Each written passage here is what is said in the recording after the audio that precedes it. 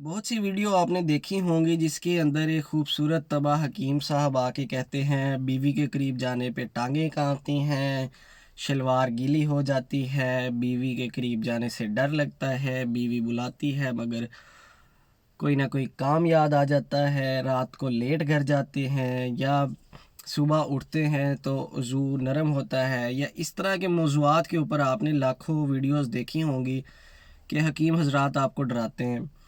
बहुत से मर्द हज़रात का ये मसला है कि वो खुल के बात नहीं करते और वो ऐसी वीडियोस देख के कुश्ते वगैरह ऑनलाइन ऑर्डर कर लेते हैं, लेकिन उनका इलाज नहीं होता। अब ये वीडियो उन लोगों के लिए है जो औलाद जैसी नेमत से मरहूम है। एक वीडियो मैंने बनाई थी कि जो सीमन है आपका, यानी मनी है जो आपकी, या नुतफ़ा है जो आपका, उसको किस तरह टेस्ट करवाना चाहिए और कब करवाना चाहिए।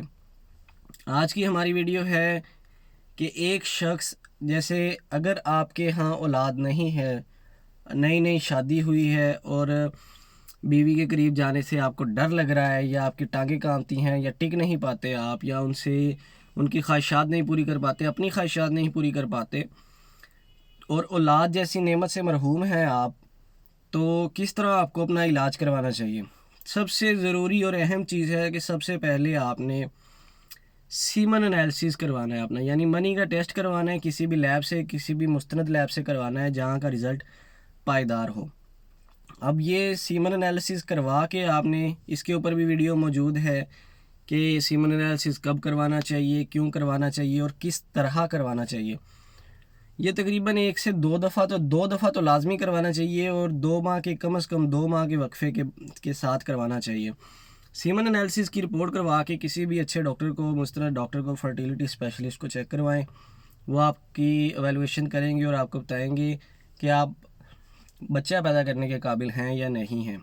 ये सीमन एनालिसिस पे सिर्फ ये डिसाइड नहीं कर सकते, इसके बाद बहुत सी चीज़ें होती हैं, कुछ इलाज होते हैं जिसके बाद इंसान काबिल हो जाता है बच्चा पैदा करने के।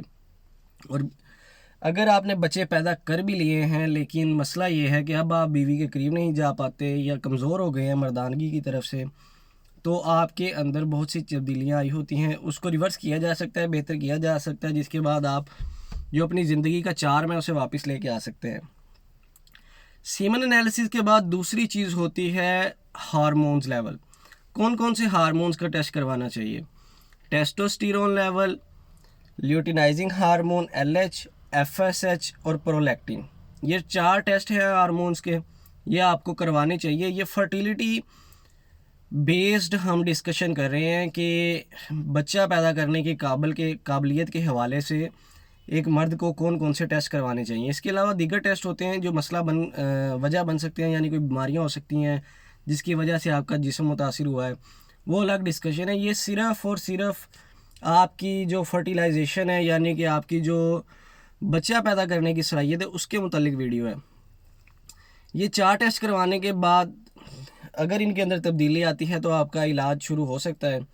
अगर इसके अंदर तब्दीली नहीं आती है कोई, ये नॉर्मल आ जाते हैं, और फिर भी आपकी सीमन एनालिसिस रिपोर्ट ठीक नहीं आती, ये हार्मोन्स भी ठीक नहीं आते, तो तशख़ीस के लिए ज़रूरी है कि अगर आपका सीमन एनालिसिस ख़राब आया है तो आपको अल्ट्रासाउंड कराना चाहिए। अल्ट्रासाउंड किस चीज़ का करवाना चाहिए। आपके कपूरों का, कपूरों से जो नालियाँ आती हैं आपकी वज़ू के अंदर, अपने आपके वज़ू का, और कपूरों से ऊपर जो आपका पेल्विक रीजन है, यानी कि जो आपके चूकने के ये जो चूकने के अंदर चीज़ें पड़ी हुई हैं, अल्लाह ताला ने गुर्दे मसाने और उसके अलावा जो चीज़ें रखी हुई हैं, उन सारी चीज़ों का, इसे पेल्विस अल्ट्रासाउंड भी कहते हैं और स्पेशलाइज्ड स्क्रोटल अल्ट्रासाउंड भी कहते हैं, वो करवाना चाहिए आपको। मुकम्मल वीडियो इसकी यूट्यूब के ऊपर मैंने अपलोड करनी है अभी इंशाल्लाह, कि किस तरह तब्दीली होगी सीमन एनालिसिस के अंदर और किस तरह हार्मोन्स के अंदर तब्दीली होगी तो कौन कौन सी बीमारी होगी। ये वीडियो सिर्फ टिकटॉक की हद तक है, इसे देखें। अगर आपके अंदर कोई भी मसला है आप मुझे ऑनलाइन कंसल्ट कर सकते हैं। बहुत शुक्रिया। अल्लाह हाफिज़।